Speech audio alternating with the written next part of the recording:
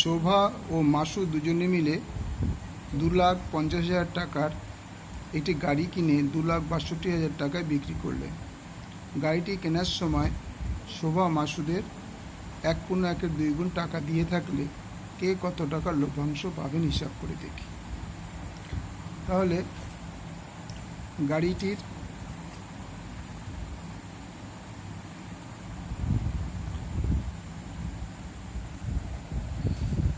গাড়িটির বিক্রয়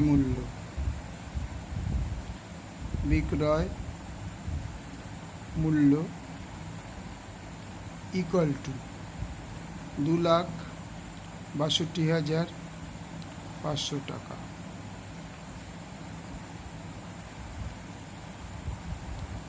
গাড়িটির ক্রয় মূল্য 2,50,000 টাকা।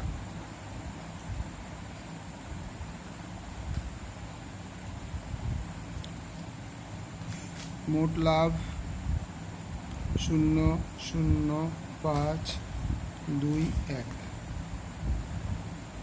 12,500 টাকা। এবার কি বলেছে, কেনার সময় শোভা মাসুদে এতগুণ টাকা দিয়ে থাকে। মনে করি মাসুদের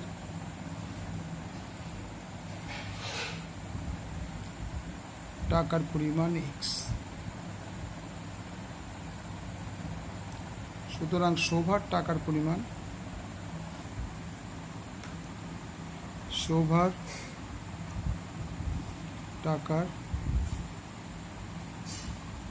পরিমাণ equal to x into 1/2 equal to x into 3/2 equal to 3x/2 টাকা।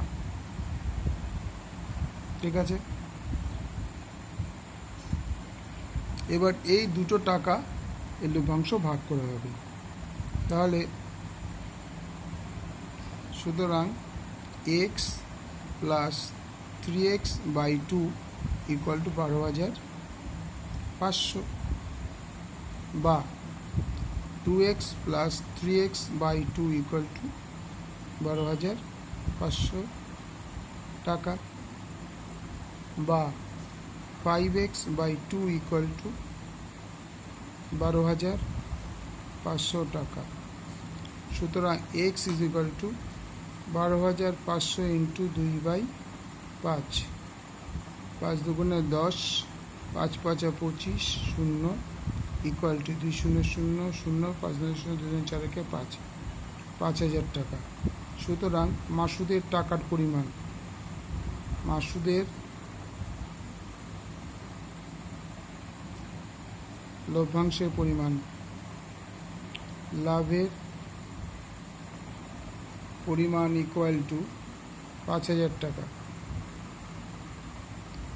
শোভার লাভের পরিমাণ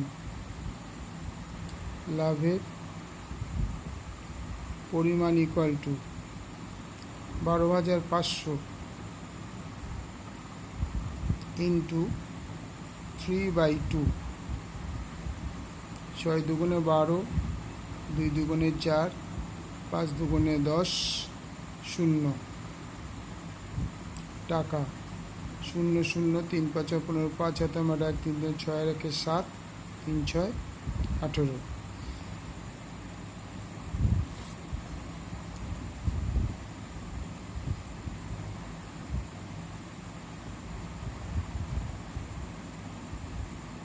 তাহলে 1250-এর এত অংশ হয়েছে 5,000।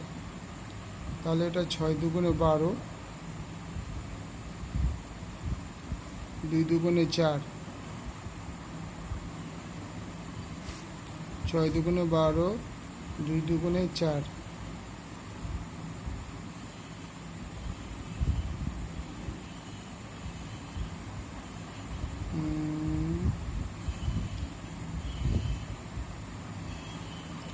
লাভের পরিমাণ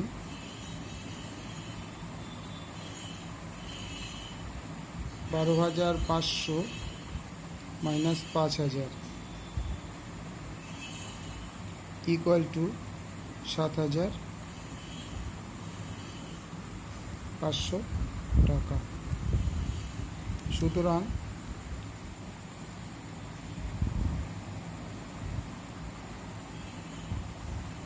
মাসুদের লাভ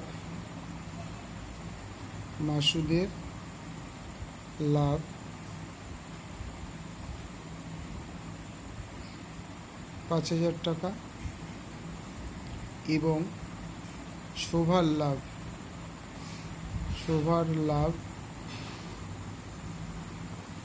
7,500 টাকা।